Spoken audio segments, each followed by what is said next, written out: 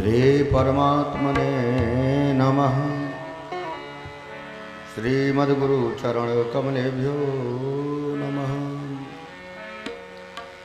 प्रलयंकर परम पावन भूत भावन माँ भवानी के जीवनानाथ आशुतोष भगवान शंकर के चरणों में अनंत सहकोटि प्रणाम करते हुए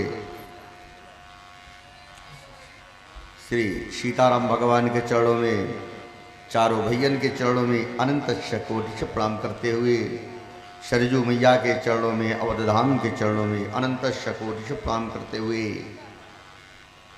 गंगा यमुना सरस्वती तीर्थराजो प्रयाग जी महाराज के चरणों में, माँ महाकाली, महालक्ष्मी, महासरस्वती जगदम्बा भवानी के चरणों में, अनंत बलवंत श्री हनुमत लाल जी के चरणों में अनंत कोटि प्रणाम करते हुए, अस्थान देवता के चरणों में, अस्थान देवी के चरणों में, ग्राम देवता के चरणों में, ग्राम देवी के चरणों में अनंत कोटि प्रणाम करते हुए,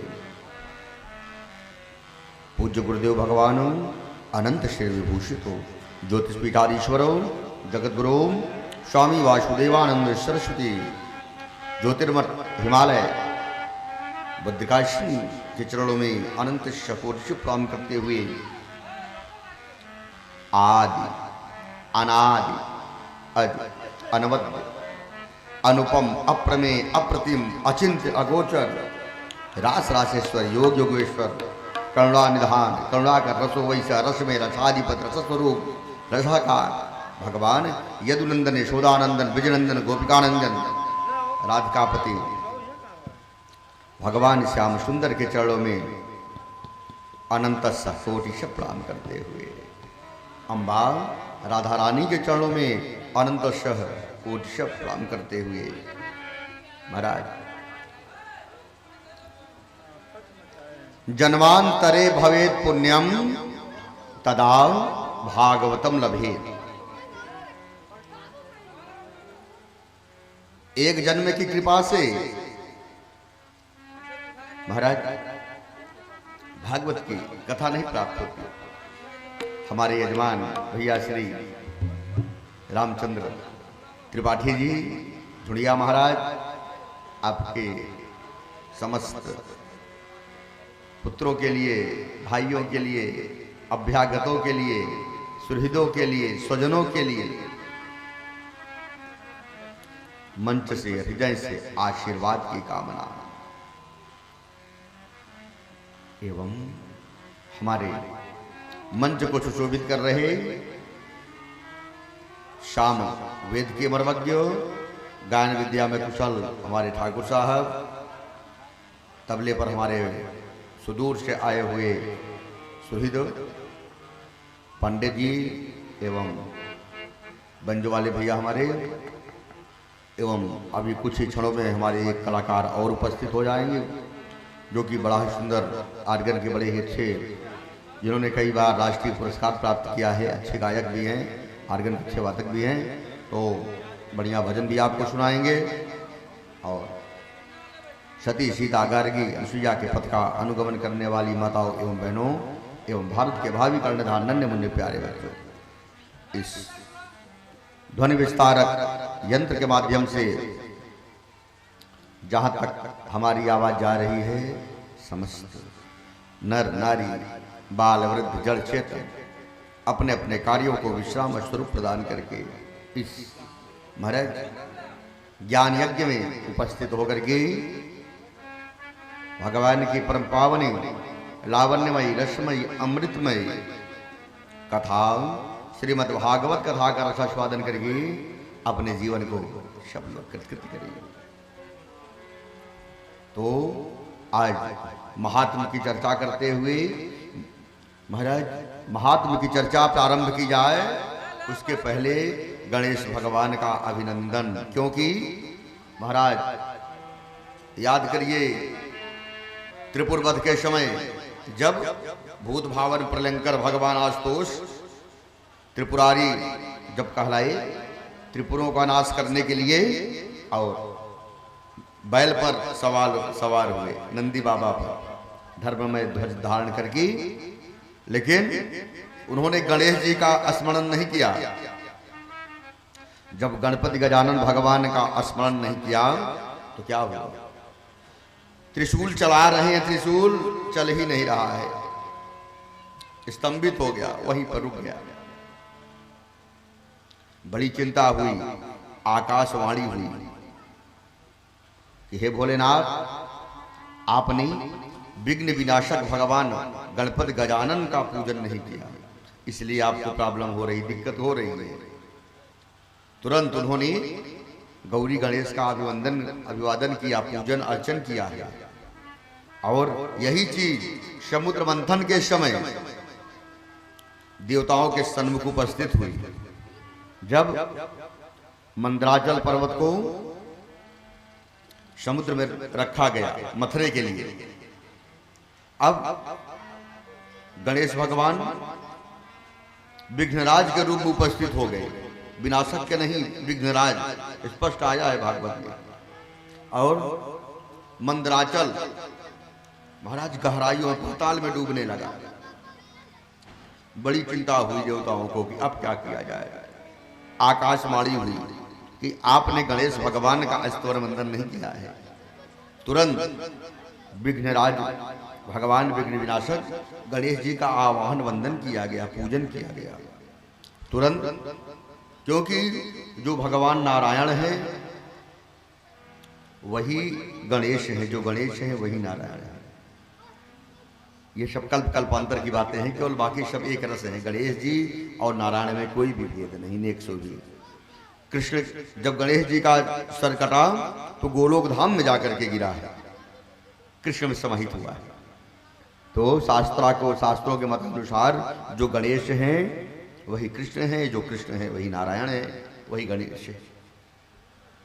तो महाराज आइए इस महाकथा का शुभारंभ किया जाए, विशालतम कथा का शुभारंभ किया जाए, भगवान गणेश का ध्यान किया जाए।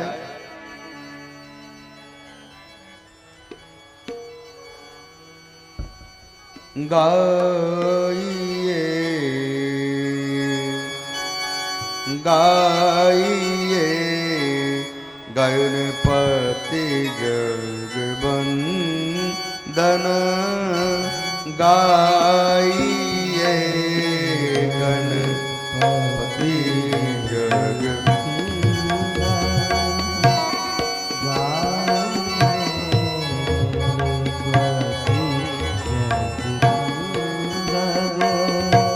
शंकर सुवन भवानी के नंदन, शंकर सुवन भवानी के नंदन, शंकर सुवन भवानी के नंदन, गाइए गाइए गणपति जगवंदन, गाइए गणपति जगवंदन।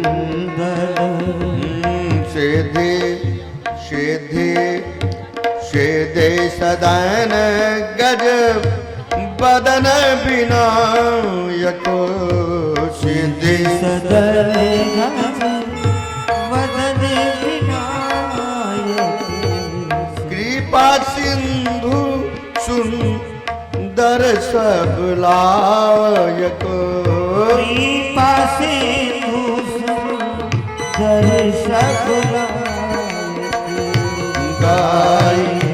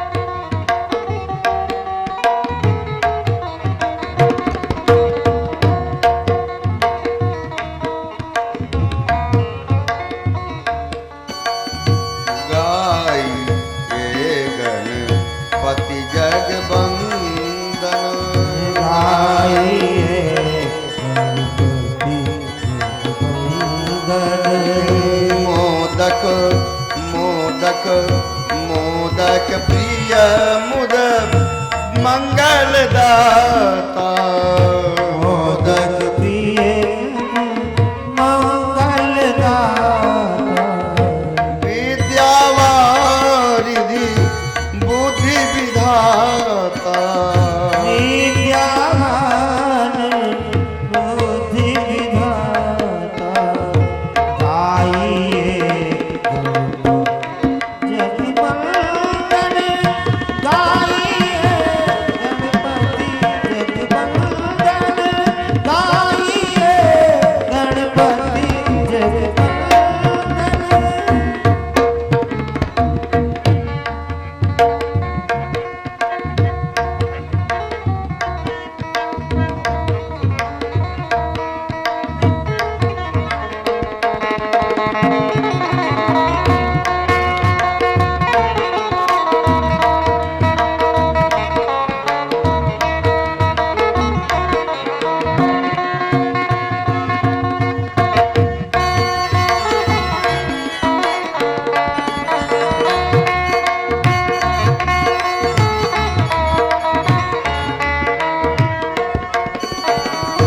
गाइए गाइए गणपति जगवंदन गाइए गणपति जगवंदन गाइए गणपति जगवंदन मांगत मांगत मांगत तुलसी दस कर जोरे मांगत तुलसी पास कर छोरे बसहु राम सिय मानस मोरे बसहु राम सिए मानस मोरे बसहु राम सिए मानस मोरे मोरे गाइए गाइए गणपति जगवंदन गाइए गणपति जगवंदन गाइए गणपति जगवंदन गाइए गणपति जगवंदन श्री परमात्मने नमः। तो महाराज आज महात्मा की चर्चा इस साप्ताहिक श्रीमद् भागवत कथा ज्ञान यज्ञ हम आप सब लोग महाराज बड़े बड़े भागी हैं। बहुत लोग मन में विचार करते होंगे क्या सुना जाए वही कथा बार बार। अरे वही महाराज जी वही कथा। महाराज तो बाबा जी ने इनके लिए पहले ही कह दिया है राम कथा जी सुनत अघाही राम कथा जही सुनत अघाही रस विशेष जा नातिन नाही रस विशेष जानत नाही राम कथा। तो महाराज ऐसा भाव नहीं रखना चाहिए कि हम तो सर्वज्ञ हैं सुजान हैं बहुत कथा हमने श्रवण कर रखी है। ऐसी बात नहीं होनी चाहिए महाराज। ये भागवत पिबत भागवतम रसम आलयम मुहुर्हो रसिका भूभावुका। इसको पिबत पान करिए एक बार नहीं मुहुर्हो बार बार रसिका भूभावुका। महाराज जितने भी विद्वान हैं एक बार में तृप्त नहीं होते। राम कथा जे सुनत अगाई। तो ये जो भागवत है ना इसमें 12 स्कंद 336 अध्याय 18,000 श्लोक, लेकिन ऐसे गिनेंगे तो 16,300 मात्र। जब पंचम स्कंद को तिवारी जी अनुष्टुप छंद में छंदोबद्ध किया जाएगा तब 18,000 श्लोक पूर्ण होते हैं पंचम स्कंद को। वैसे गिनेंगे तो 16,300 माला। और अनुष्टुप छंद 32 मात्राओं वाला छंद। कोई भी ग्रंथकार जब ग्रंथ की रचना करता है तो अनुष्टुप छंद में बड़ा ही शुभकारी होता है। 32 मात्राओं का छंद होता है अनुष्टुप छंद। जैसे भागवत का प्रथम महात्मा का प्रथम श्लोक सच्चिदानंद रूपाय विश्वोत्पत्त्यादि हेतवे तापत्रय विनाशाय श्री कृष्णाय वयं नुमः। महाराज 32 मात्राओं वाला अनुष्टुप छंद। कोई भी ग्रंथकार, जैसे रामचरितमानस पर आप जाएंगे अगर, तो प्रथम श्लोक मंगलाचरण का प्रथम श्लोक वर्णानाम अर्थ संज्ञानाम रसानाम छंदसामपि मंगलानाम च कर्तारो वंदे वाणी विनायको। कहने का भाव 32 अक्षर 32 मात्राओं वाला अनुष्टुप छंद में। कोई भी ग्रंथकार किसी भी ग्रंथ की जब रचना करता है तो प्रथम आदौ अनुष्टुप छंद में छंदोबद्ध करके आदि मध्यावसानेषु यस्य ग्रंथस्य मंगलम। आदि मध्य और अंत में जिस ग्रंथ में मंगलाचरण किया गया है वो भी अनुष्टुप छंद में वह पुण्यकारी होता है। आदि मध्यावसानेषु, जैसे आदि में प्रथम में सच्चिदानंद रूपाय, यही से प्रारंभ। मंगलाचरण का प्रथम श्लोक सच्चिदानंद रूपाय। और मध्य में सत्यम परम धीमहि। महाराज मध्य में और अंत में नाम संकीर्तनम यस्य सर्व पाप प्रणाशनम प्रणामो दुख शमन। जितने भी आदि मध्यावसानेषु यस्य ग्रंथस्य मंगलम। महाराज जिसमें मंगलाचरण किया गया है आदि मध्य और अंत में, उस ग्रंथ में मंगल ही मंगल होता है। और जिस ग्रंथ में अनुष्टुप छंद में छंदोबद्ध करके मंगलाचरण पंडित जी महाराज नहीं किया गया है वो ग्रंथ कभी पूर्ण नहीं हुआ। बाहिष्मती संहिता के अनुसार बहुत सारी संहिताएं ग्रंथकारों ने लिखना प्रारंभ किया, लेकिन जिसमें ग्रंथ की मर्यादा को ध्यान में रखते हुए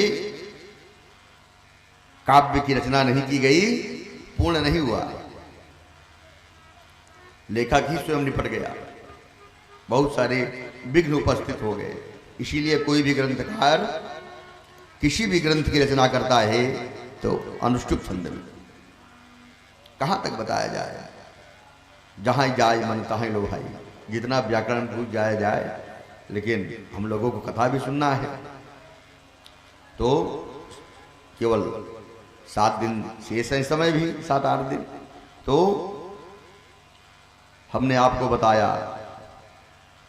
18,000 श्लोक 12 स्कंद। महाराज 75 लाख अक्षर हैं इसमें, 1-2 अक्षर नहीं, 75 लाख अक्षर है। यह महाकाव्य है, साधारण ग्रंथ नहीं है। भागवत साधारण ग्रंथ नहीं है। भागवत में 4 अक्षर भागवत। भागवत महापुराण। कथा, कथा का मतलब क्या हुआ? कम सुखम स्थीयते कम सुखम थास्थाम। जिसके सुनने से जीवन की व्यथा मिट जाए वही है कथा। कम सुखम थास्थाम, जीवन में सुख ही सुख आ जाए, दुख की निवृत्ति हो जाए, वही है भागवत। भा प्रकाश चिदानंद। भा का मतलब होता है जो सच्चिद आनंद घन परमात्मा के बारे में बताए। कैसा सत्य? तत्सत्य तत्सत्वम। तत् माने ब्रह्म सत्यम जगत मिथ्या। अगर संसार में कुछ भी सत्य है तो केवल और केवल परमात्मा सत्य है। तत्सत्य तत्सत्वम। जैसे कहीं से अगर फूल की खुशबू आ रही है, इसका मतलब फूल होगा। अगर गेंदे की फूल की महक आ रही है, इसका मतलब गेंदा का फूल है तभी तो महक आ रही है। अगर ब्रह्म है तो जीव है, जीव है तो ब्रह्म है। तत्सत्य तत्सत्वम। गंधा भाव है पुष्पा भाव। अगर फूल है तो गंध है, गंध है तो फूल है। तब महाराज सत अगर कुछ है संसार में तो केवल परमात्मा सत्य है। सत भाकी में व्याख्या कर रहा हूं। भाव प्रकाश से चिदानंद, सच्चिदानंद। सत धन चित धन आनंद घन जो परमात्मा है, सत की व्याख्या कर रहा हूं।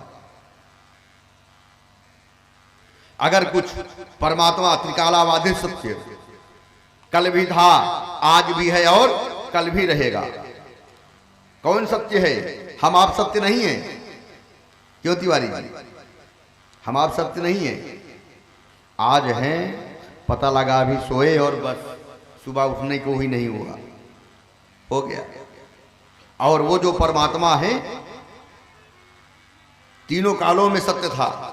अहमेवास्मेवाग्रे नान्यत् सत्यस्तं परम पश्चादहम यदेतच्च यो वशिष्येत सोऽस्म्यहम्। वो परमात्मा कल भी था, आज भी है और कल भी रहेगा। अहमेव स्वयमेव अग्रे। भगवान ने स्वयं कहा है कि मैं कल भी था, आज भी हूं और जो बचेगा वो केवल मैं बचता हूं। वह ब्रह्म पहले किस रूप में था? निर्गुण। निर्गुण रूप में वह ब्रह्म विराजमान था। निर्गुण का स्वरूप क्या है? बिनु पग चल सुनई बिनु काना, बिनु पग चलई सुने बिन काना, कर बिनु करम करहि धिनाना, कर बिन करम करहि धिनाना। आनन रहित सकल रस भोगी, आनन रहित सकल रस भोगी, बिनु बाड़ी बक ताबड़ जोगी, बिनु बाणी भक्ता जोगी, बिनु जलय नहीं बिनु काना, कर बिनु करम करहि धिनाना, तो महाराज वह परमात्मा निर्गुण ब्रह्म था। और फिर एक से अनेक होने के लिए इसकी चर्चा मैं दूसरे दिन, परसों मैं इसकी चर्चा करूंगा। जब सृष्टि के बारे में बताऊंगा तो कैसे परमात्मा एक से अनेक होने के लिए क्या उपक्रम करता है। तो महाराज सत्य, वह परमात्मा कह रहा है केवल मैं सत्य हूं। जन्माद्यस्य तोन्वयादितरतः चार्थी स्वभिज्ञः स्वराट, तेरे ब्रह्म हृदय आदि कवये मुह्यन्ति यत् सूर्यः, तेजो वारिमृदां यथा विनिमये यत्र त्रिसर्गो मृषा, धाम्ना स्वेन सदा निरस्तकुहकं सत्यम परम धीमहि। आहा, सत्य की व्याख्या सत्यम परम धीमहि। अगर कुछ सत्य है तो केवल परमात्मा। आद्यम किसकी कथा हो रही है? श्री कृष्णाय वयम नमः। भगवान कृष्ण की कथा होने चल रही है। तो भगवान कृष्ण है कौन? आद्यम, पूर्व है। जब कुछ भी नहीं था तब भी भगवान थे निर्गुण के रूप में। आद्यम जन्म मृत्यु आदि विकार रहितम। परमात्मा न कभी जन्म लेता है पंडित जी, न कभी पैदा होता है, न कभी मरता है। कभी जन्म मृत्यु से परे है परमात्मा। परमात्मा तो केवल प्रकट होता है। परमात्मा प्रकट होता है। बाबा जी ने कई स्थानों पर लिखा, भय प्रगट कृपाला दीन दयाल कौशल्या हितकारी, भय प्रगट कृपाला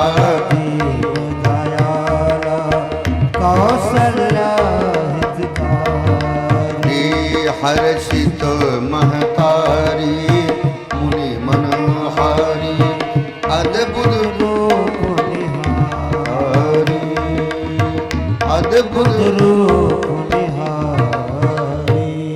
तो महाराज वह परमात्मा किसी के पेट से पैदा नहीं होता, उधर से जन्म नहीं लेता, वो परमात्मा तो प्रकट हो जाता है। जन्माद्यस्य तो वयादितरतः कुत्र अन्वयादि, वह परमात्मा जब उसकी इच्छा हुई तो कुत्र अन्वयादि गोकुले, गोकुल में पैदा हो गया। और किसने देखा? वसुदेव ऐच्छत। केवल और केवल कश्यप जी ने भी भगवान को पैदा होते प्रकट होते नहीं देखता, दशरथ जी ने भी नहीं देखा। यही दशरथ ही महाराज कश्यप ही दशरथ बने, यही मनु महाराज बने। तो बहुत सारी चर्चाएं हैं महाराज, किसी मनु ने भी नहीं देखा, किसी ने नहीं देखा, केवल वसुदेव ऐच्छत, वसुदेव जी ने केवल देखा। अन्वयादि और भगवान महाराज वह ब्रह्म जिसकी आप कथा का रसास्वादन करने चल रहे हो, पुत्र अन्वयादि, इस धराधाम पर 125 वर्षों तक रहा भगवान कृष्ण, भगवान श्याम सुंदर 125 वर्षों तक इस धराधाम में रहे, एक दो दिन नहीं। लेकिन जहां से एक बार चला गए, वह ब्रह्म जहां से एक बार चला गया फिर लौट करके नहीं गया। कन्हैया पैदा होते ही कहां पहुंच गए महाराज? गोकुल वृंदावन। गोकुल से वहां उन्होंने ब्रजभूमि में महाराज 12 वर्षों तक, एक दो दिन नहीं 12 वर्षों तक महाराज किया, गोपिकाओं को संतुष्ट किया, नंद यशोदा को संतुष्ट किया 12 वर्षों तक। फिर वहां से भगवान जब चले गए मथुरा, गए हैं ना कंस को मारने के लिए, तो वहां कितने दिनों तक रहे? 13 वर्षों तक। 12 13 25। और जब कन्हैया महाराज 25 वर्षों के उपरांत जब पहुंच गया द्वारिका, कितने वर्षों तक रहे? 100 वर्षों तक। लेकिन जहां से एक बार चला गया फिर मुड़ करके देखा नहीं, ये इसकी विशेषता थी, इस ब्रह्म की यही विशेषता थी। क्योंकि कन्हैया माया मोह में नहीं फंसना चाहता। मथुरा से कितनी दूरी थी? गोकुल की दूरी महाराज केवल, आज आप जाइए ज्यादा से ज्यादा 20 किलोमीटर, 10 कोस अधिक से अधिक मान लीजिए, 10 कोस भी नहीं, 8 कोस 7-8 कोस ज्यादा से ज्यादा। तो कन्हैया चाहता तो रोज प्रतिदिन जाता, घूम करके चला आता, लेकिन कभी नहीं गया। केवल गोपिकाओं से केवल एक और एक बार मुलाकात हुई शुक्ला जी, बार बार नहीं मिला। अंत में जब सर्वाग्राही सूर्य ग्रहण लगा है कुरुक्षेत्र में, हमारे तिवारी जी तो कथा के बड़े प्रेमी हैं, इनको तो सब पता ही है। केवल एक और एक बार कन्हैया केवल एक और एक बार मिला है महाराज, वो भी कुरुक्षेत्र में जब सर्वाग्राही सूर्य ग्रहण लगा, तब उधर से गोपिकाएं भी आई, इधर से पांडव कौरव भी पहुंचे, कन्हैया भी द्वारिका आदि से महाराज उपस्थित हो गया कुरुक्षेत्र में। वहीं पर एक बार केवल गोपिकाओं से मुलाकात हुई है। उद्धव जी तो अपना आते जाते रहे हैं, कन्हैया कभी नहीं गया। तो महाराज यह जो परमात्मा है, पुत्र अन्वयाद गोकुले अन्वयाद, इतरतः चार थी स्वभिज्ञ, यह जो परमात्मा चार थे स्वभिज्ञ, सर्वम जानात, सब कुछ जानने वाला ब्रह्म है, क्या नहीं जानता। हम आप तो केवल एक विषय भी नहीं जानते, भागवत बोल रहे हैं, भागवत बोलना भी नहीं जानते, संस्कृत भी नहीं जानते, लेकिन वह ब्रह्म जिस भी भाषा में आप स्तुत करिए, संस्कृत में, हिंदी में, अंग्रेजी में, मलयालम में, तमिल में, उसी में संतुष्ट हो जाता है। सर्वम जानाति सह सर्वज्ञ, सब कुछ जानने वाला परमात्मा है। अभिज्ञ स्वराट स्वेन राजितेन, जो स्वयं प्रकाश है कन्हैया, वह ब्रह्म किसी के प्रकाश से प्रकाशित नहीं होता। जिसकी कथा आप सुनने चल रहे हो, वह कन्हैया किसी के भी प्रकाश से प्रकाशित नहीं होता, स्वयं प्रकाश है। महाराज स्वयं कन्हैया ने कहा है, कपिल के रूप में जब कन्हैया अवतरित हुए तो स्वयं परमात्मा ने अपनी माता को उपदेश दिया है। माता को स्वयं उपदेश दिया कि मद भयात वाद वातोयम सूर्यस्तपति मद भयात वर्षत इंद्रो दहत अग्निर मृत्यु चरत मद भयात। हे मां मद भयात वातोयम, अगर हवा को मेरा भय ना हो, हवा चल रही बंद हो जाए, सब मर जाए, चलना ही बंद हो जाए, या आंधी आंधी आ जाए सब उड़ा कर लेकर चली जाए, सब कुछ उड़ जाए, नष्ट हो जाए, ऐसा नहीं कर सकता हवा। वायु में पवन में इतनी सामर्थ्य नहीं है। पवन देव को मेरा भय है, पवन को मेरा भय है कि अगर मैं ऐसा करूंगा तो वह कन्हैया अंत कर देगा मेरा। सूर्य तपति मद भयात, मेरे ही भय से सूर्य तपता है। सूर्य में जो दाह तत्व है वो केवल और केवल मेरा है। मेरे प्रकाश से सूर्य प्रकाशित होता है, मैं सूर्य के प्रकाश से प्रकाशित नहीं होता। इसीलिए सूर्य को नारायण कहा गया, सूर्य नारायण मेरे प्रकाश से, क्योंकि मैंने सूर्य में अपना प्रकाश डाला है। सूर्य मुझसे उत्पन्न हुआ है, सृष्टि मैंने की है, सूर्य ने सृष्टि नहीं किया। और मृत्यु शरद मत भयात, मृत्यु को अगर भय ना हो, जैसे किसी को मरना है, परसों मरना है, मृत्यु को भय नहीं, भैया धीरे धीरे आ रही है, 3 साल बाद आए, 6 साल बाद आए, या आज मरना है तो 3 साल पहले आ जाए। क्यों हम लोग कहते हैं कि एक भी महाराज घटी पल नहीं बढ़ता। जितने श्वासें परमात्मा ने प्रदान की है, केवल हम आप उतने ही दिन जीवित रह सकते हैं। क्यों हम लोग कहते हैं, यही तो मानते हैं। तो वो परमात्मा का भय है, कन्हैया का उसको भय लगा हुआ है। एक भी क्षण आगे पीछे मृत्यु नहीं चल सकती। जो भी निहित मैंने कर दिया उसी क्षण पर मृत्यु होनी है, आगे पीछे कुछ नहीं।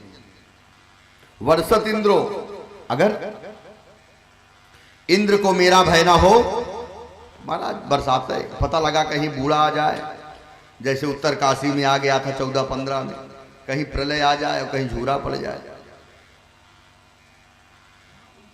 तो ये सब मैं करता हूं। मद भयात वातोयम सूर्य तपत मद भयात वर्षत इंद्रो दहत अग्नि मृत्यु चरद मद भयात। इसलिए मैं स्वयं प्रकाश हूं, स्वयं राजिते। तेने ब्रह्म, उस परमात्मा ने, तेने विस्तारित धातु शब्दरूप चलता है विस्तार करने के लिए। तेने ब्रह्म हृदय आदि कवे, उस परमात्मा ने आदि कवि ब्रह्मा को महाराज उपदेश दिया। उस परम कन्हैया ने तेने ब्रह्म हृदय आदि कवि, सबसे पहले कवि कौन है? ब्रह्मा जी। ब्रह्मा महाराज से बड़ा कवि कौन है? महाराज समस्त कथाओं के प्रणेता कौन है? भूत भावन भगवान शंकर। रचि महेश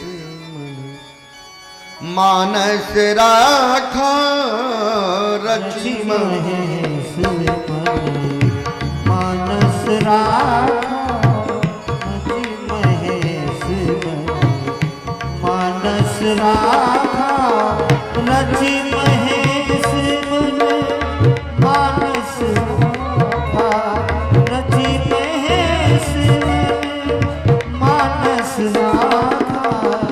पाई सुसमय शिवासन भाखा, पाई सुसमय शिवासन भाखा, पाई सुसमय। तो महाराज किसी भी कथा के आदि प्रणेता भगवान शंकर हैं। जो शिव है वही नारायण है, वही ब्रह्मा है, तीनों ब्रह्म एक रथ हैं।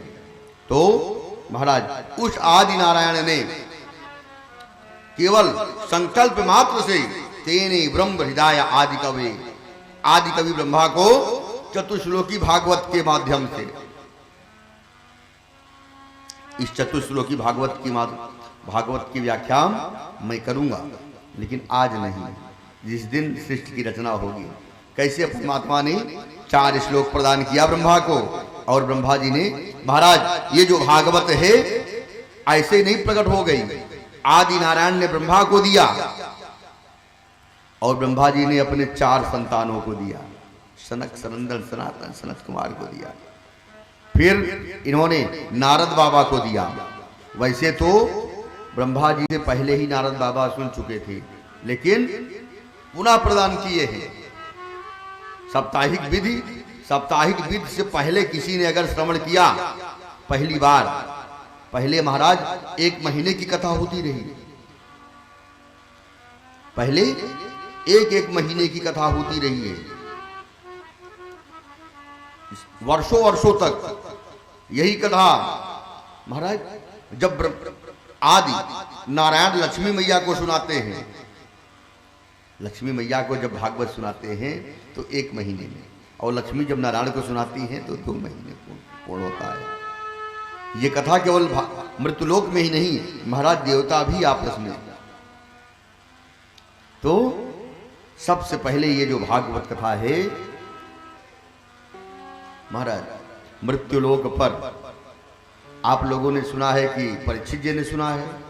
नहीं, परीक्षित जी से भी पहले इसी मृत्युलोक पर महाराज सनक, सनंदन, सनातन, सनत कुमार ने नारद बाबा को उपदेश दिया। फिर नारद बाबा ने, अभी मैं बताऊंगा कि श्री वेद व्यास जी को उपदेश दिया है। वेद व्यास जी को नारद बाबा ने उपदेश दिया। फिर महाराज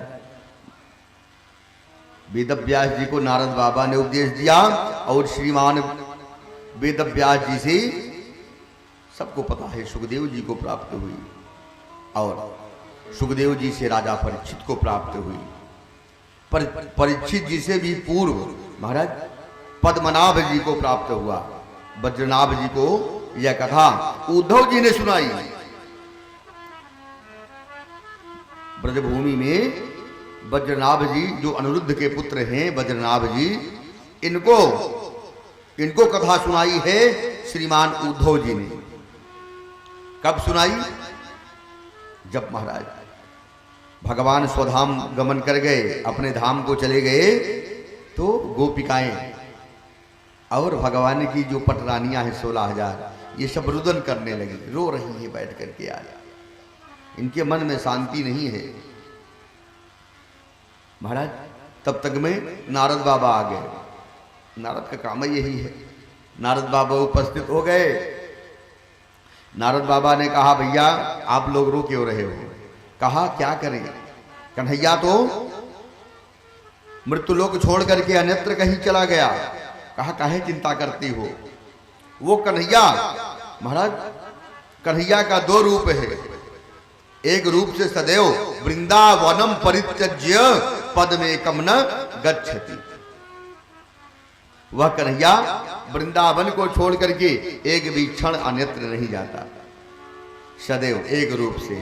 और जो महाराज जो देवकी नंदन भगवान श्याम सुंदर है, वो तो हर स्थान पर आते जाते रहते हैं, लेकिन जो यशोदानंदन कन्हैया श्याम सुंदर है, वो वृंदावन को छोड़ करके कहीं भी नहीं जाता। ये जो भागवत है ये साधारण ग्रंथ नहीं है। तेषाम वांगमयी मूर्ति प्रत्यक्षा वर्तते हरि। ये तो भगवान की वांगमय स्वरूप है, साक्षात इसमें कन्हैया का महाराज वचन है। क्योंकि जब कन्हैया गोलोक धाम को जाने लगा तो उद्धव जी रोने लगे। कहा प्रभु हम आपके बगैर कैसे रहेंगे, आप नहीं तो मैं नहीं। कहा भैया आप रो क्यों रहे हो? लो मैंने तुमको अपनी भागवत प्रदान कर दिया, ज्ञान प्रदान कर दिया। और ये कोई महाराज साधारण पुस्तक नहीं है, इसको मेरा ही स्वरूप समझना। तेषाम वांगमयी मूर्ति प्रत्यक्षा वर्तते हरि। प्रत्यक्षा, मैं इसमें प्रत्यक्ष रूप से विराजित रहूंगा। जब भी मेरा ध्यान करोगे, भागवत के श्लोकों का श्रवण करोगे, मैं साक्षात प्रकट हो जाऊंगा। इसीलिए महाराज नारद जी ने पद्मनाभ जी को बताया, बद्रीनाथ जी को बताया, कहा भैया जब गोपिकाओं का और रानियों का शोक दूर नहीं हुआ, कहा उद्धव महाराज से आप कथा का रसास्वादन करिए, भागवत की कथा का रसास्वादन करिए, तब आपका दुख दूर हो जाएगा। अब उद्धव जी मिलेंगे कहाँ? नारद बाबा ने कहा इन्हीं कुंज गलियों में, इन्हीं वृंदावन में उद्धव जी का वास है, क्योंकि कन्हैया ने उनको जाने नहीं दिया, कहीं भी नहीं जाने दिया। कहा आप यहीं पर रह करके और भागवत का प्रचार प्रसार करिए। अब बद्रीनाथ जी महाराज रोते हुए चारों तरफ भ्रमण कर रहे हैं। जैसे महाराज अब भगवान की जो 16,000 पटरानियां हैं, सुस्वरम एक स्वर से स्वर मिलाकर के रुदन करने लगी, वैसे उद्धव जी प्रकट हो गए। उद्धव जी प्रकट हो गए। महाराज उद्धव जी ने कहा सारी व्यवस्था आप करिए, मैं कथा सुनाऊंगा। राजा परीक्षित भी थे, राजा परीक्षित ने व्यवस्था किया, सारी व्यवस्था की, और राजा परीक्षित अपने कुरजांगल प्रदेश हस्तिनापुर को चले आए। तब कथा नहीं सुने, राजा परीक्षित ने तब कथा नहीं सुना, तब कथा महाराज बद्रीनाथ जी ने कथा का रसास्वादन किया। अनिरुद्ध जी के जो पौत्र पुत्र हैं उन्होंने कथा का रसास्वादन किया, और जैसे गोपांगनाओं ने और भगवान की पत्नियों ने कथा का रसास्वादन किया, योग में स्थित हुई, उनके मन में हर्षातिरेक उत्पन्न हो गया, प्रसन्नता उत्पन्न हो गई, सुधाम को चली गई, कृष्णमय हो गई। बोलिए कृष्णचंद्र भगवान की जय। तो महाराज ये जो भागवत है शिष्य प्रशिष्य ढंग से आया है पृथ्वी पर, साक्षात प्रकट नहीं हुआ। नारायण ने ब्रह्मा को, ब्रह्मा ने सनक नंदन को, सनकादि मुनीश्वरों को, उनसे नारद को, नारद जी से व्यास को, व्यास जी से सुखदेव को, सुखदेव से हम आप सबको प्राप्त हुआ। कई क्रम बने इसके। तो इतना गूढ़ार्थ है इसमें, जहां चला जाए महाराज वही लगता है यही बता दिया जाए। तो मैं आपको बता रहा था कि वह कन्हैया चार्थी स्वविज्ञ स्वराट स्वयं प्रकाश है, तेने ब्रह्म हृदय आदि कवि। उस परमात्मा ने आदि कवि ब्रह्मा को केवल संकल्प मात्र से चतुश्लोकी भागवत का उपदेश प्रदान कर दिया, इस ग्रंथ का उपदेश प्रदान कर दिया ब्रह्मा जी को। उस शिव ने, नारायण ने ब्रह्मा जी को उपदेश मात्र से ग्रंथ प्रदान कर दिया, जिसके बारे में महाराज बड़े बड़े योगींद्र मुनीन्द्र मुह्यंत यत् सूर्य, बड़े बड़े ज्ञानेन्द्र मुनीन्द्र मोहित हो जाते हैं, ब्रह्मा जी आदि सब मोहित हो जाते हैं। कैसे? जैसे तेजो वारि मृदाम यथा विनिमय, जैसे तेज धूप में। महाराज अभी आप राजस्थान चले जाइए, जहां रेत ही रेत है, वहां पर यही है मृग तृष्णा। जैसे आप प्यास से व्याकुल हैं और लकलकाती धूप है, तेज धूप, बिल्कुल दूर से आपने देखा कि वहां अथाह सागर जल वहां मिल जाएगा, लेकिन जब वो आप वहां पहुंचे तो वहां तो बालू का पहाड़ ही पहाड़ है, कहीं जल का नामो निशान नहीं। और कहीं आपने देखा कि यहां तो बालू का पहाड़ है, जल नहीं मिलेगा, लेकिन जैसे आप वहां पहुंचे जल की प्राप्ति हो गई। तो रज्जो यथा हे भ्रम, बाबा जी ने भाग रामचरितमानस में लिख दिया, रज्जो यथा हे भ्रम। जैसे रस्सी में सर्द की भ्रांति हो जाए, रज्जो यथा हे भ्रम। चिंता मत करिए, गूढ़ार्थ आज बोलूंगा, रोज कथा सुनाऊंगा। आज पहला दिन है ना, महात्मा है, तो महात्मा थोड़ा कुछ कठिन होता है। अगर कहीं जाए तो, नहीं ना कहीं जाए तो ठीक है, ठीक है। तो कल से तो रस बरसेगा। तो महाराज बड़े बड़े योगींद्र ज्ञानींद्र मुह्यंत यत् सूर्य है, तेजो वारी।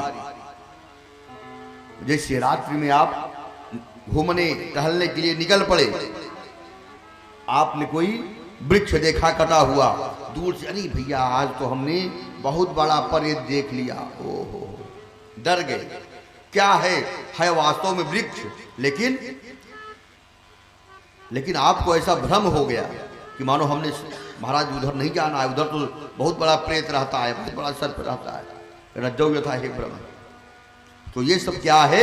मेरी माया है। भगवान ने कहा कि ये सब मेरी माया है और कुछ भी नहीं है। ये सब केवल और केवल ये सब मेरी माया है। और हे प्यारे, संसार में ये सब कुछ भी नहीं है। रज्जौ यथा हे भ्रम, ये जो वारि मृदाम यथा विनिमय, यत्र त्रिसर्गो मिषा, तीनों त्रिसर्ग, आकाश, पाताल, पृथ्वी, सत रज तम, तीनों प्रकार के सारे तत्व झूठे हैं। सब कुछ झूठे है। चाहे वो 3 सर्ग मान लीजिए, द्वारिका, मथुरा और गोकुल को मान लीजिए, त्रिसर्गो मृषा, सब झूठा है। धामना स्वेन सदा निरस्त कुहकम सत्यम परम धीमहि। सत्य अगर कुछ है तो केवल और केवल मैं सत्य हूं। इसी सत्य की मैं व्याख्या कर रहा हूं, भा शब्द की। अभी तक केवल भा शब्द की व्याख्या छोटे हुए। भा प्रकाश्य चिदानंद सत्यम परम धीमहि। सत धन चित, महाराज इसके उस परमात्मा के चित्त को देख करके स्वयं माता सती को मोह हो गया। हमारी आपकी क्या गणना? तिवारी जी महाराज उनके चित्त को देख करके सती ने ये क्या देखा? आगे जब चर्चा आएगी तीसरे दिन तो इसकी चर्चा करूंगा, सती प्रसंग आएगा उसमें चर्चा करूंगा। महाराज देखा कि ये कैसा ब्रह्म है। प्रभु ने कहा कि हमारे प्रभु तो बार बार इनको कहीं सच्चिदानंद जग पावनस, कहीं चले मनोजन सावन, लेकिन ये कैसा ब्रह्म है कि जो महाराज अपनी पत्नी के लिए रो रहा है? ये ब्रह्म नहीं हो सकता ना, मोह हो गया। तो महाराज जिसको देख करके बड़े बड़े योगींद्र, ज्ञानींद्र, ध्यानींद्र, मुनींद्र मोहित हो जाते हैं। हमारी आपकी क्या गणना? मुह्यंतियत सूर्य। तो महाराज ऐसे परमात्मा की चर्चा भाव प्रकाश से सत धन चित, उसके चित्त को देखकर कोई भी नहीं समझ सकता, कोई भी उसको नहीं पहचान सकता। और आनंद, बड़े बड़े विद्वानों ने सबका विलोम किया, जितने भी श्लोक हैं, जितने भी नाम हैं, लेकिन आनंद का विलोम आज तक नहीं हो पाया। आनंद में जुड़ तो सकता है परमानंद, महाआनंद, घनानंद, लेकिन आनंद का विलोम नहीं बना आज तक। कोई भी आनंद का अपोजिट नहीं कर पाया, विलोम नहीं कर पाया। तो ऐसा परमात्मा जो केवल पूर्ण है, इसीलिए उसका कोई महाराज नहीं है। केवल कृष्णस्तु भगवान स्वयं। कन्हैया पूर्ण कराओ से, कन्हैया जो है, कन्हैया अंश नहीं है, कन्हैया अंशी है। कन्हैया से ही महाराज सारी सृष्टि होती है, उसी आदि नारायण से। तो मुह्यंतियत सूर्य, बड़े बड़े योगींद्र मुनिंद्र मोहित हो जाते हैं। भाव प्रकाश चिदानंद और गतिर्यस्य दुर्त्या, जिसकी गति को महाराज सती नहीं समझ सकते, बड़े बड़े यमलातमा विमलातमा नहीं समझ सकते। वरिष्ठ सर्वशास्त्रेषु, यह भागवत सबका पिता है। इसके 2 कारण मैं आपको बताऊंगा। 2 कारण हैं कि भागवत को हम भागवत ही क्यों सुनते हैं। इसके 2 कारण हैं, इस पर मैं चर्चा करूंगा। श्रीमद्भागवतम पुराण तिलकम यद वैष्णवानां धनम यस्मिन् पारमहंसमेवममलं ज्ञानं परम गीयते यत्र ज्ञान विराग भक्ति सहितं नैष्कर्म्यमाविष्कृतं तत्श्रवण प्रपठन विचारण परो भक्त्या विमुच्ये नर। श्रीमद्भागवतम पुराण तिलकम, ये भागवत पुराणों की शीर्षक चोटी क्यों है, इसके दो कारण।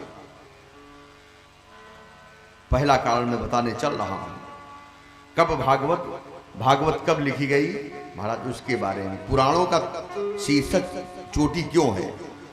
कथा तो महाराज आप लोगों ने बहुत सुनी होगी, लेकिन गहराई में जाकर के कथा का रहस्य प्राप्त करना ये साधारण बात नहीं। कब लिखी गई महाराज, 17 पुराणों का, वेदों का विभाजन किया भगवान वेद व्यास ने। 17 पुराणों का लेखन कार्य किया, छंद उपनिषदों 108 उपनिषद आदि का महाराज अनेक ग्रंथों की रचना किया। लेकिन फिर भी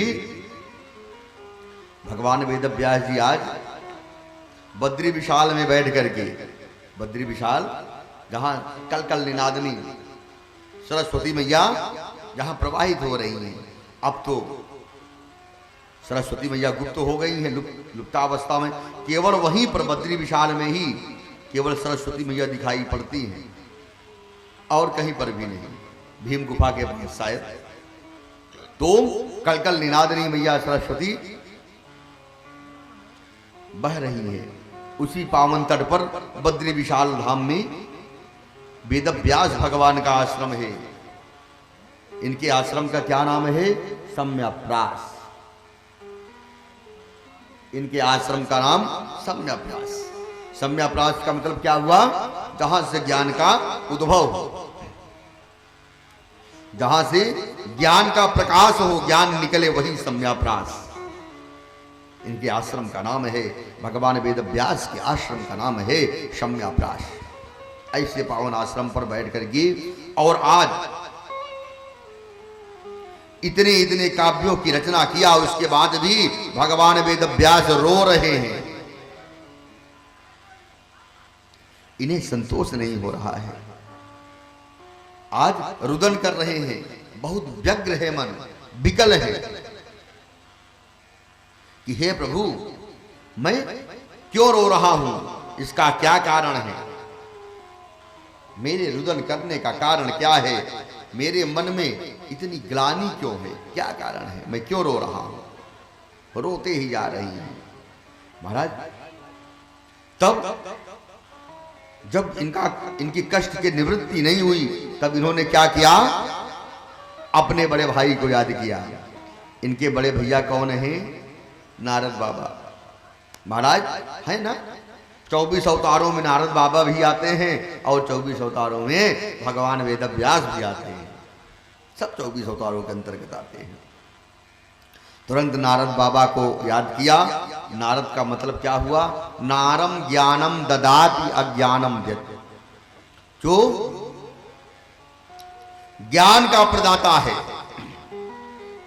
जो ज्ञान प्रदान करे, और अज्ञानम व्यत, और अज्ञान का नाश कर दे, वही है नारद। देहाती भाषा में महाराज शुक्ल महाराज कहत रहन कि जे पति पत्नी में लड़ाई करवाए दे हुआ है नारद, देहाती भाषा में।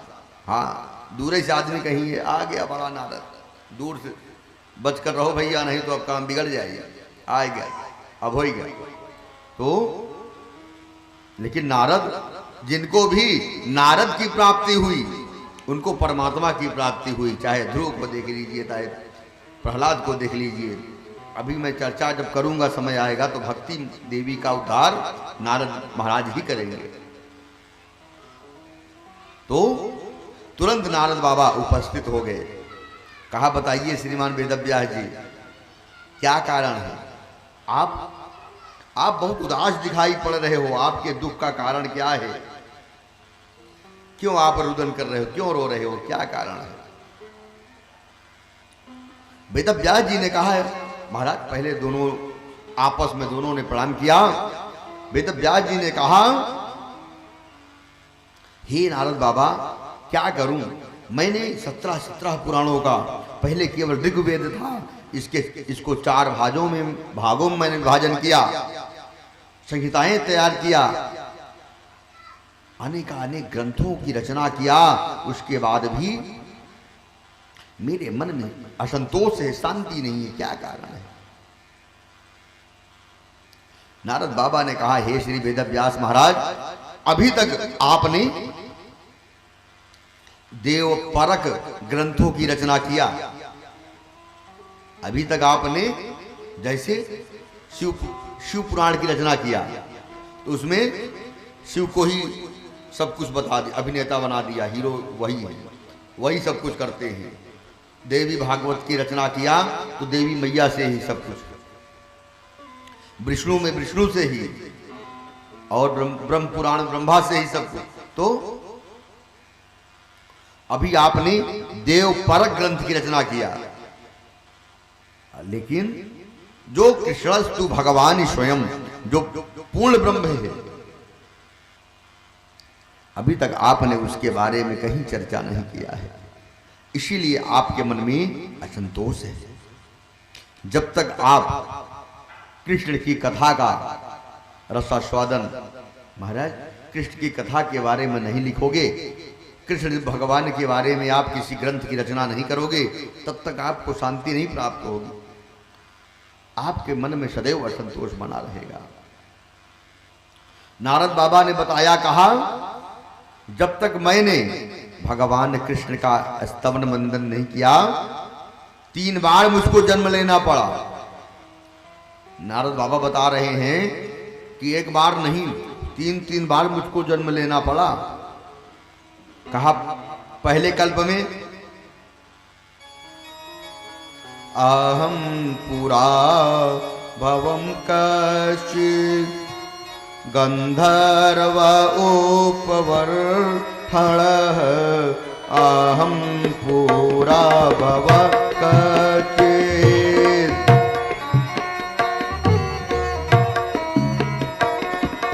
नाम्नातीते महाकल्प गंधर्वाणां सुसम्मतः नाम्ना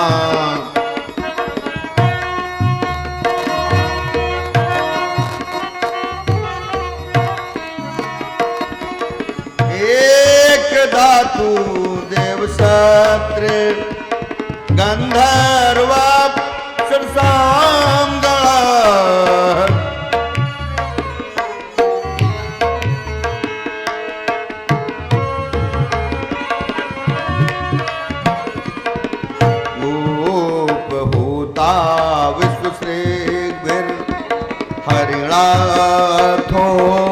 हरिणाथोपगायने उपभोक्ता देव विश्व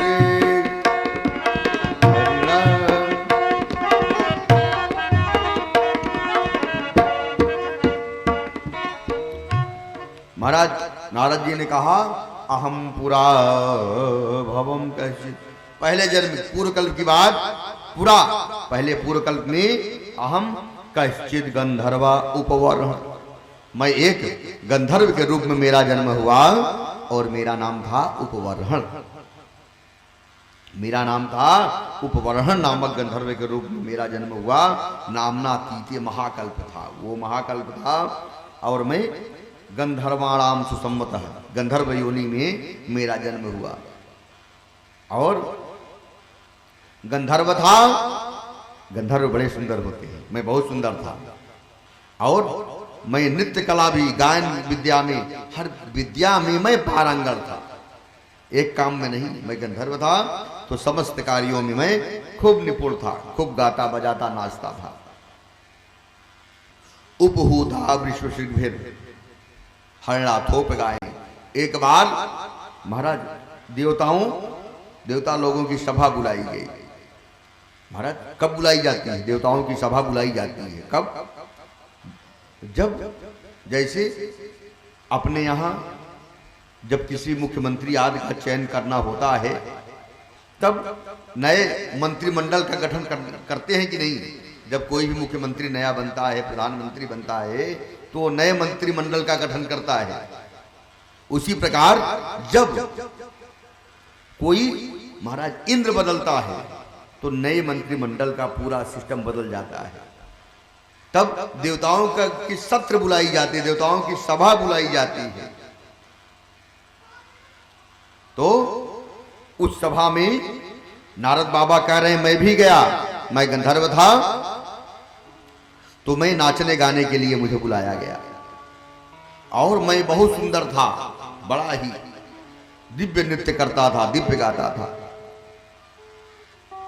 जब मैं दिव्य नृत्य प्रस्तुत करने लगा, दिव्य गायन प्रस्तुत करने लगा, तो मेरे गायन विद्या और नृत्य कला पर देवांगनाएं मोहित हो गई। देवांगनाएं मेरी ओर आकर्षित होने लगी, सब आने लगी। और महाराज उस सभा में केवल मैं ही नहीं था, बड़े बड़े ऋषि मुनि उपस्थित थे। अत्रि, वशिष्ठ, च्यवनश्च, गौतमी, बड़े बड़े ऋषि मुनि सब उपस्थित थे। भृगु महाराज, दुर्वासा, सब जितने क्रोधी महात्मा थे सब थे। सप्तऋषि मंडल उपस्थित था। नारद बाबा ने कहा, ऋषियों ने देखा, ऋषियों को क्रोध आ गया कि अरे देखो तो ये गंधर्व देवांगनाओं के साथ क्रीड़ा करना चाहता है, यह शूद्रों की तरह चेष्टा कर रहा है, मनुष्यों की तरह चेष्टा कर रहा है। अतः अब यह गंधर्व योनि में रहने योग्य नहीं है। श्राप दे दिया, जाओ और शूद्रो भव, जाओ मृत्युलोक में और शूद्र की योनि में जन्म ग्रहण करो। नारद बाबा ने कहा, तुरंत मेरा पतन हो गया, तुरंत ही मैं स्वर्गलोक से मृत्युलोक पर ढकेल दिया गया। और एक महाराज शूद्र के यहां मेरा जन्म हुआ, शूद्र के पुत्र के रूप में मेरा जन्म हुआ। मेरा नाम पड़ा रामबोला, कहीं कहीं नाम मिलता है रामबोला, मेरा नाम पड़ा। और मेरे जन्म के कुछ ही समय के उपरांत मेरी माता विधवा हो गई, मेरी माता विधवा हो गई। और अब मैं और मेरी मां केवल दो लोग, मेरी माता का और कोई भी अवलंबन नहीं, कोई भी सहारा नहीं। अपनी माता का केवल मैं ही एक सहारा था और कोई भी सहारा नहीं मेरी माता का। एक समय में महाराज चातुर्मास करने के लिए 4 महीना होता है ना, आषाढ़ से लेकर के आषाढ़ शुक्ल पक्ष एकादशी से लेकर के कार्तिक शुक्ल पक्ष एकादशी तक 4 महीने, जिसमें बड़े बड़े ऋषि मुनि चौमासा करते हैं, चौमासा चातुर्मास, एकांत में रह करके और दिव्य साधना करते हैं महाराज। क्यों बाहर नहीं निकलते? क्योंकि बरसात का समय होता है ना, तो ऋषियों के मन में, उन जो तपस्वी ब्राह्मण हैं, उनके मन में ये भाव होता है कि ऐसा ना हो कि मैं बाहर निकलूं और मेरे चरण के नीचे कोई जीव जंतु आ जाए, चींटी चीटा मर जाए, इसीलिए ज्यादा भ्रमण नहीं करते, एक स्थान पर केवल रहते हैं। तो नारद बाबा ने कहा, जहां पर मैं था, जिस गांव में मैं था, कुछ ब्राह्मण लोग चातुर्मास करने के लिए वहां आ गए। 4 महीना बिताने के लिए कुछ ब्राह्मण लोग उपस्थित हो गए। अब मेरी मां शूद्रा थी, तो ब्राह्मणों ने उसको काम क्या दिया, बर्तन धुलने का, झाड़ू पोछा करने का उसको काम मिल गया। और मेरी माता और मैं प्रेम पूर्वक ब्राह्मणों की सेवा करने लगा। अब जो भी रूखा सूखा मिल जाता महाराज, उच्छिष्ट वही प्राप्त कर लेता। ब्राह्मणों के महाराज जो थाली में बच जाता जूठन, उसको तो मैं प्राप्त कर लेता, और जो बटलोई में बटलोई वगैरह में जो पड़ा रहता उसको मेरी माँ खा लेती। तो ब्राह्मणों के जूठन को खाने से, ब्राह्मणों के जूठन को खाने से मेरी बुद्धि निर्मल हो गई, परम पवित्र हो गई। और मेरा मन सीधे नारायण की ओर अग्रसर हो गया। मैं भी ब्राह्मणों की, जैसे ब्राह्मण लोग महाराज भजन करते थे, देखा सीखी, उसी प्रकार मैं भी भजन करने लगा। अब 4 महीना बीतने में कितना समय लगेगा? 4 महीना बीतने को आया। अब जब 4 महीना बीतने को आया, ऋषि मुनि अपने स्थान को जाने लगे। जैसे समाप्त हुआ कि अब सब अपने अपने धाम को जा रहे हैं, अपने अपने घर को, आश्रम को लौट रहे हैं, तो मैं रोने लगा। नारद जी कह रहे हैं कि मैं रोने लगा, ब्राह्मणों के चरणों में गिर गया, हे महाराज मुझे भी अपने साथ ले चलिए, क्योंकि मेरी बुद्धि निर्मल हो गई है। और भगवान ने स्वयं कहा है, निर्मल मन जन सो मोहि पावा, निर्मल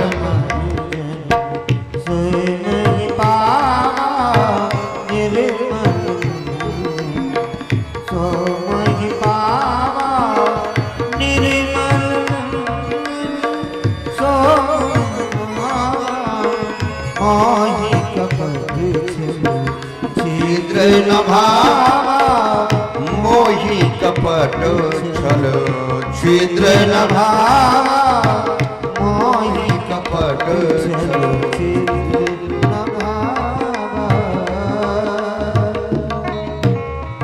तो जैसे महाराज मेरा मन पवित्र हो गया, मेरे मन में परमात्मा का वास हो गया और मैं संसार से विरक्त होने लगा।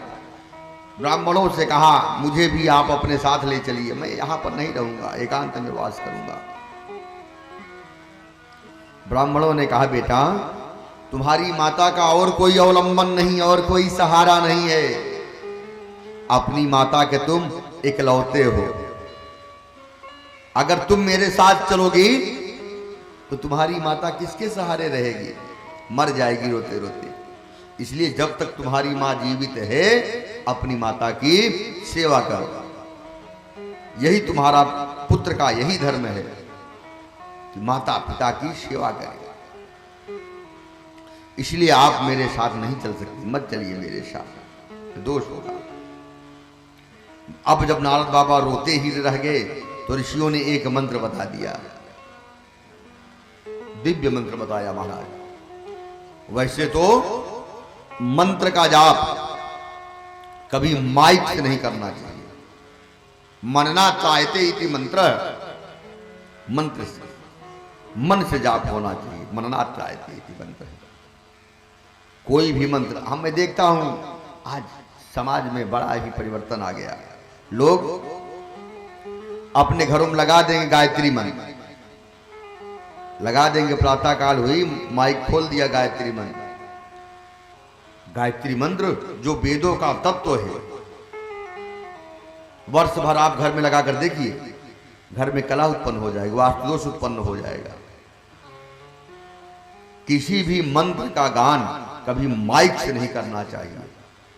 अब तो लोग मेरा ही प्रचार हो, मेरा ही प्रसार हो, अपना अपना नाम चलाने के लिए अपना जिमि पाखंड वादते प्रगट भय बहुपन, तो केवल अपनी प्रभुत्ता जनाने के लिए लोग अलग अलग संप्रदायों को चला रहे हैं, शास्त्र से विमुख होते जा रहे हैं। मनना चाहते इति मंत्र, कोई भी मंत्र चाहे पंचाक्षर हो, खड़ाक्षर हो, द्वादशाक्षर हो, बहुत सारे मंत्र हैं, नवाक्षर हैं। किसी भी मंत्र का जाप, चाहे महाराज गायत्री मंत्र हो 24 अक्षर का, ओम भूर्भुवः सब लोग जानते हैं, चाहे खड़ाक्षर ओम राम रामाय, तो चाहे पंचाक्षर ओम नमः शिवा, तो वैसे तो मैं कभी नहीं बोलता, लेकिन बोल दे रहा हूं, किसी भी मंत्र का जाप माइक से नहीं करना चाहिए। अगर माइक से मंत्र का जाप करना है तो कल संतोपनिषद में लिखा हुआ है, जिन्होंने उपनिषद पढ़ा है कल संतोपनिषद, उनको पता होगा, केवल और केवल एक मंत्र, हरे राम राम राम हरे हरे हरे राम हरे राम राम राम हरे हरे हरे कृष्ण कृष्ण कृष्ण हरे हरे हरे कृष्ण कृष्ण कृष्ण हरे हरे हरे राम राम राम हरे हरे हरे कृष्ण कृष्ण कृष्ण हरे हरे हरे राम राम राम हरे हरे हरे राम हरे राम हरे हरे हरे कृष्ण कृष्ण कृष्ण हरे हरे हरे कृष्ण कृष्ण हरे हरे हरे राम हरे राम राम हरे हरे हरे राम हरे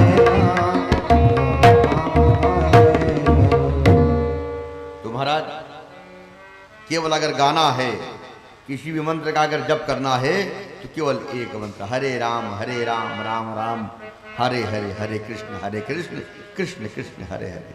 इसके अलावा किसी भी मंत्र का गान नहीं करना चाहिए, नहीं तो जितना आप पुण्य नहीं करते उससे ज़्यादा पाप हो जाता है। कथा प्रसंग आ गई तो बता दिया, नहीं तो कोई बात ही नहीं थी। तो महाराज नारद बाबा को बड़ा ही सुंदर द्वादशाक्षर मंत्र ओम नमो भगवते वासुदेवाय प्राप्त प्रदान कर दिया। अब वह बालक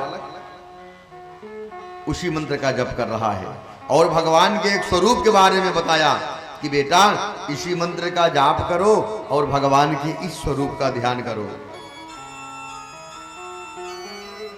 करार विंदे न पदार विंदम करार विंदे अपुदार मुखार विंदे विनिवेशयन्तम मुखार बटास्य पात्र शपुटे शयानम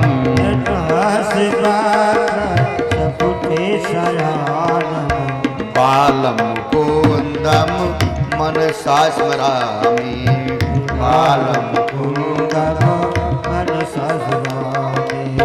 बालम कुंदम।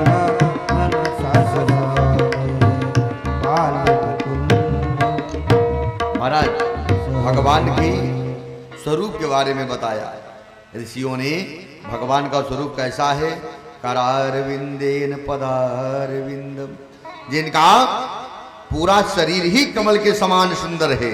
अरविंदवत जिनका कमलवत जिनका मुख है, अरविंद कमल के समान जिनके नेत्र हैं, मुखमंडल है, नासिका है, पूरा शरीर ही विनिवेशयंतम शोभायमान है।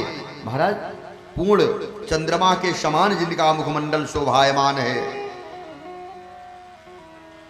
तो ऐसा ब्रह्म प्रलय काल में बटस्य पत्रस्य पुटे शयानम, वह कन्हैया जब महाप्रलय होती है तो बट वृक्ष कहाँ है? बट वृक्ष कहाँ है? हमारे प्रयागराज में बट का पेड़ है। और उसी बट के पेड़ के पत्ते पर जब महाप्रलय हो जाती है तो वह कन्हैया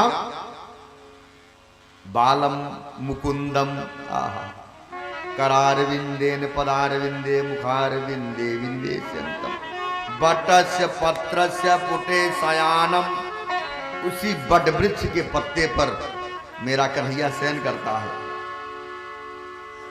किस रूप में? बालम मुकुंदम मनसा स्मरामि।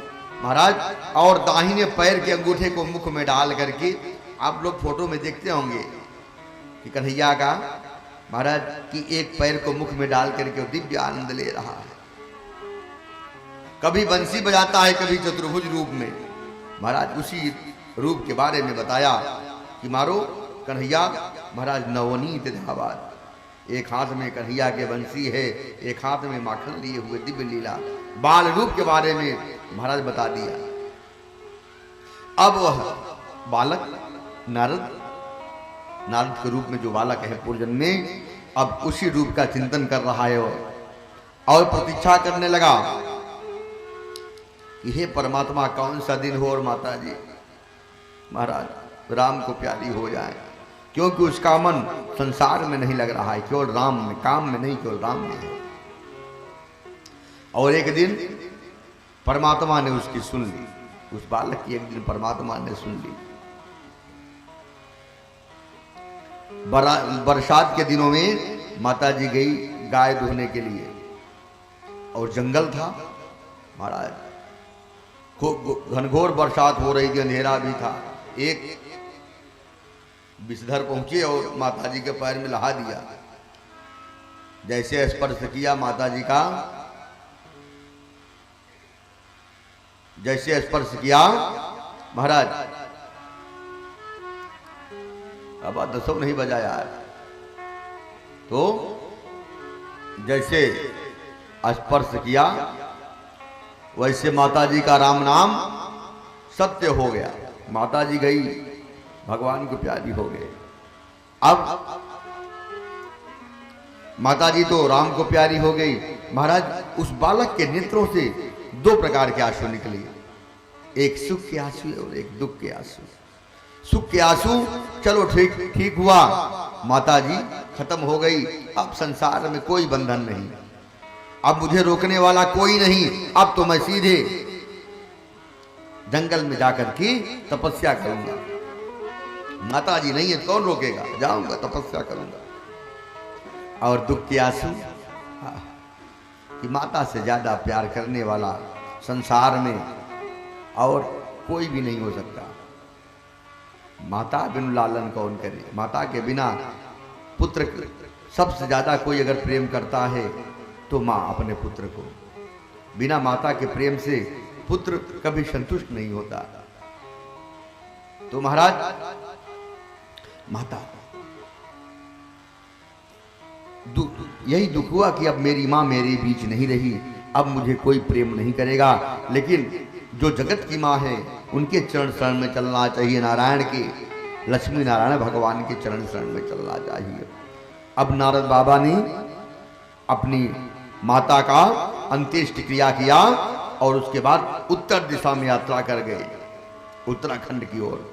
एक स्थान पर सरोवर के किनारे पहुंचे, दिव्य तालाब भरा हुआ है, स्नान किया। बट वृक्ष है, बट का पेड़, पीपल का पेड़ भी उगा हुआ है उसी में, उसी वृक्ष के नीचे स्नान किया और नारद बाबा बैठ गए। उसी मंत्र का जाप, द्वादशाक्षर मंत्र का जाप कर रहे हैं, उसी स्वरूप का करारविंदेन पदारविंदम।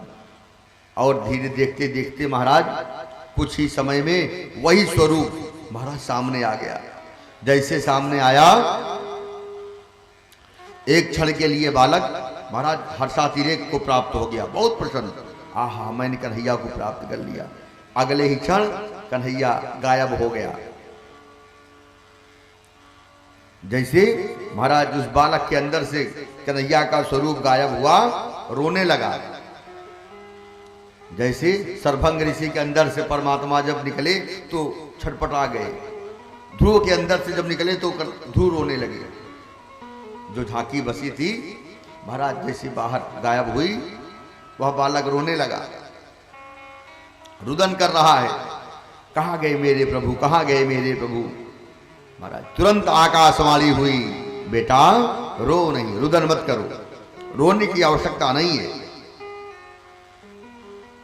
इसी प्रकार साधना करते रहो, अब कल्प का अंत होने वाला है, और जब कल्प का अंत होगा तो तुम्हारा प्राण भी ब्रह्मा जी के अंदर समाहित हो जाएगा।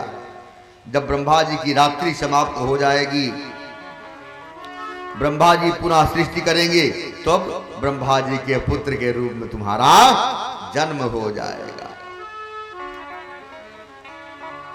और समय आने पर महाराज कल्प का अंत हुआ, ब्रह्मा की रात्रि समाप्त हुई, और वही बालक नारद जी ने कहा वही मैं ब्रह्मा जी के 10वें पुत्र, 10मस्तत्र नारद, ब्रह्मा जी के 10वें पुत्र के रूप में मैंने अवतार जन्म ग्रहण कर लिया। नारद के रूप में। तो जब तक मैंने कृष्ण भगवान का चिंतन नहीं किया, जप नहीं किया, तब तक मेरा कल्याण नहीं हुआ।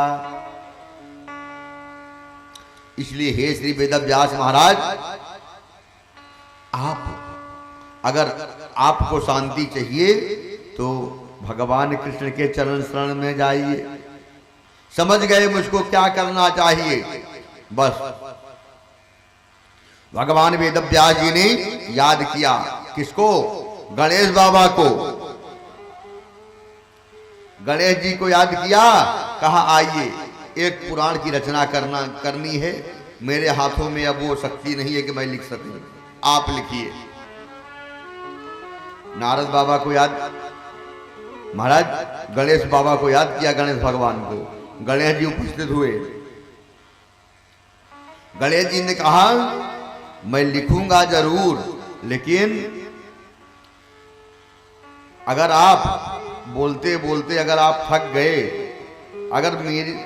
अगर कलम मेरी रुक गई तो समझ लीजिए वहीं पर अंत हो जाएगा, आगे मैं नहीं लिखूंगा। जहां पर मेरी लेखनी रुकी वहीं पर काम समाप्त। वेदव्यास जी ने कहा ठीक है, मैं बोलूंगा, आप लिखिए। महाराज, और वेदव्यास भी नारायण के अवतार हैं, साधारण थोड़ी है। अब महाराज भगवान वेदव्यास बोल रहे हैं। पंचम स्कंध में जैसे पहुंचे, एक स्थान पर थोड़ा सा और गूढ़ अर्थ व्याकरण और प्रस्तुत कर दिया वेदव्यास जी ने। एक क्षण के लिए नारद बाबा की कलम स्वयं रुक गई अन्वय करने में एक क्षण के लिए स्वयं नारद बाबा की कलम रुक गई एक क्षण के लिए। और अब नारद बाबा हंसने लगे कि आप भी महान हैं, ऐसी बात नहीं है। और उसके बाद महाराज भागवत ग्रंथ की पूर्ति हुई। भागवत ग्रंथ को जैसे लिखा, अब वेदव्यास प्रसन्न हो गए। ऐसा लग रहा है मानो जन का गरीब और निधि प्राप्त कर ले, माने कोई गरीब आदमी सोना प्राप्त कर ले। परम प्रसन्न हो गए। एक कारण श्रीमद् भागवतम पुराण तिलकम, मैं किसकी व्याख्या कर रहा हूं? पुराण तिलकम की भागवत पुराणों की शीर्षक चोटी क्यों कही गई?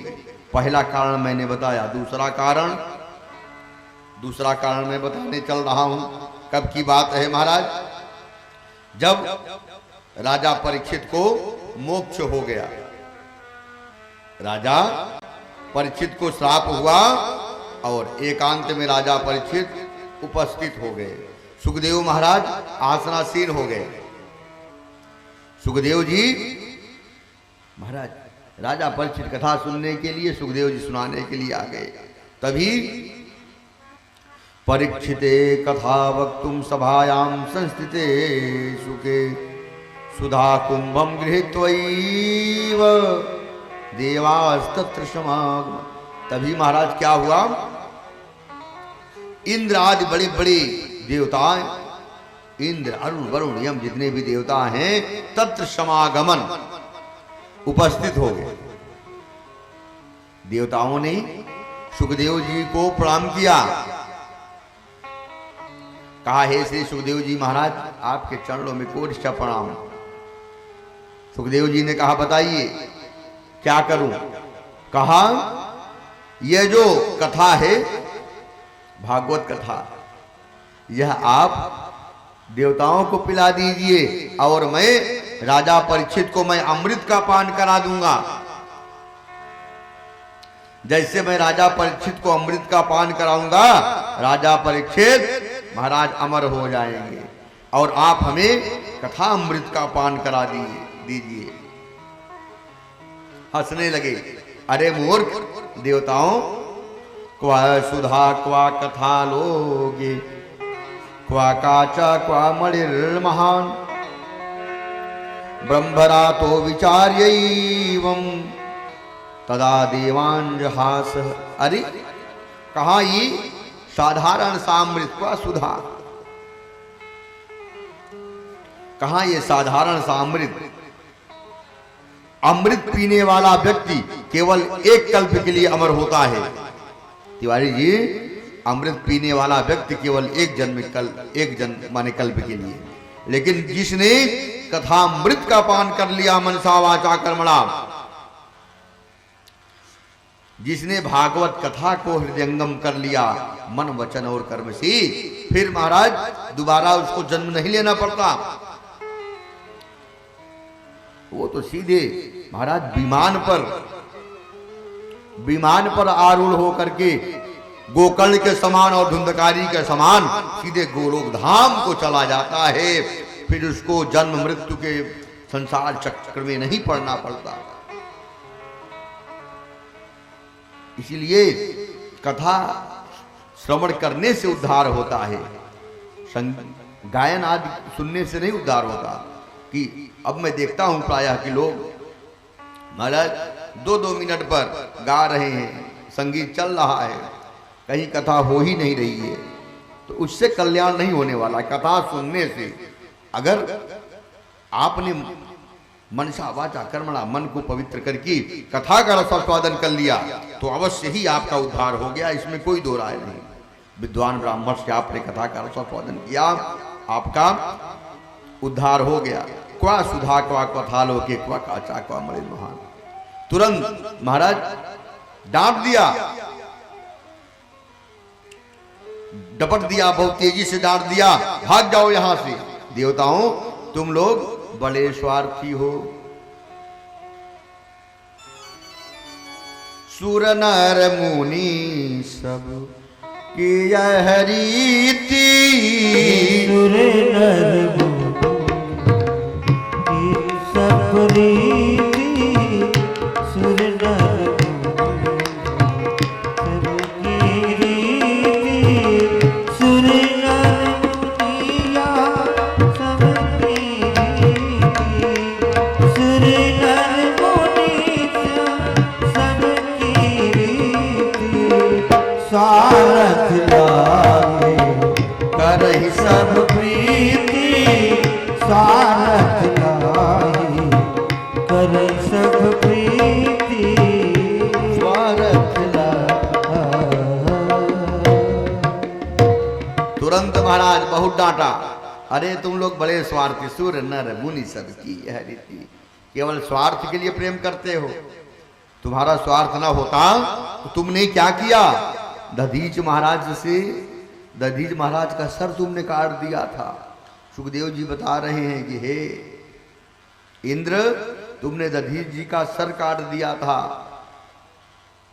तो तुम बड़े स्वार्थी हो, भाग जाओ तुम लोग। और अब देवता लोग रोते रोते कहां पहुंचे, ब्रह्मा जी के पास। कहा पिताजी पिताजी। ब्रह्मा जी ने कहा हाँ बताओ क्या बात है। कहा सुखदेव जी ने हमें भागवत कथा का रसास्वादन नहीं कराया, हमें अनाधिकृत जान करके, अनाधिकारी जान करके, इसकी व्याख्या, अधिकारी शब्द की व्याख्या मैं करूंगा आगे, जब और जनता बैठेगी और विद्वान लोग रहेंगे तो किसी दिन अधिकारी शब्द की व्याख्या कर दूंगा। हम लोगों ने न्याय में पढ़ा अधिकारी शब्द, इसकी व्याख्या करूंगा जरूर। तो अनाधिकृत जान करके, अधिकारी तु विधिवत अधीत वेद वेदांगत्वे नापत तो अखिल धर्मशास्त्र अस्मिन जन्म जन्मांतरे वा काव्य निषिद्ध वर्जन पुरस्त्रम नित्य निमित्तिक प्राशितानुष्ठाने निर्गत निखित कलमस्तया नितांत निर्लस्वांतः साधन संपन्नम चतुष्टम प्रमाता। बहुत लंबी व्याख्या है, व्याख्या नहीं करूंगा, आज के दिन करूंगा। तो अनाधिकृत जान करके कि अधिकारी नहीं है, तुरंत डांट दिया। हमें महाराज कथा मृत का पान नहीं कराया।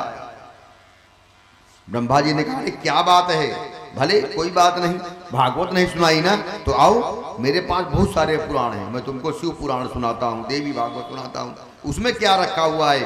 तब तक में महाराज क्या हुआ, तब तक में राज्ञो मोक्षम तदा वीक्ष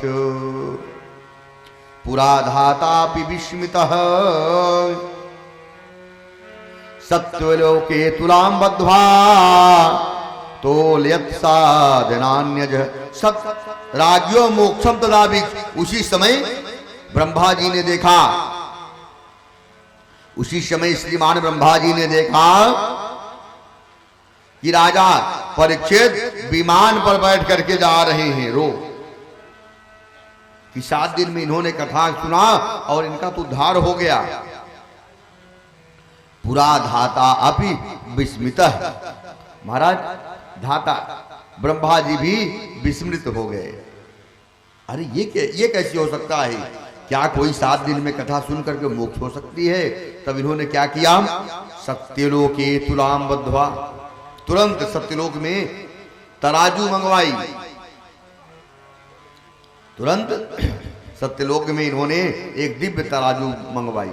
एक तराजू पर जितने भी उपनिषद हैं, जितने 17 पुराणों को रख दिया, उपनिषदों को, वेदों को रख दिया। एक तराजू में 2 पलड़े होते हैं ना, तो एक पलड़े पर ये सब रख दिया और एक भाग पर केवल भागवत को उठा करके रख दिया। केवल 18,000 श्लोकों से पूर्ण भागवत ग्रंथ को उसी पर उठा करके महाराज रख दिया। और अंत में क्या हुआ? अंत में क्या हुआ? भागवत सब पर भारी पड़ गया। देखा, अरे ये क्या, जितने भी लघुन्यानि जातानि गौरवेण इदम महत्, कि सब इसके आगे छोटे लघु हैं और ये महत्, इसके समान कोई भी नहीं है। तो आज ब्रह्मा जी महाराज लेट लेट करके ग्रंथ की परिक्रमा कर रहे हैं।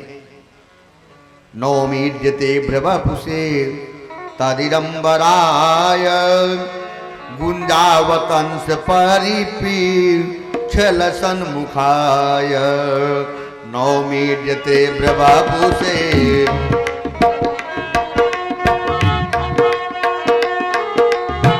छल सन्मुखाय वन्यस्रजे कवलवे त्रविषाण वेणुम। वन्यस्रजे कवल वेत्रविषाणु वेणुम।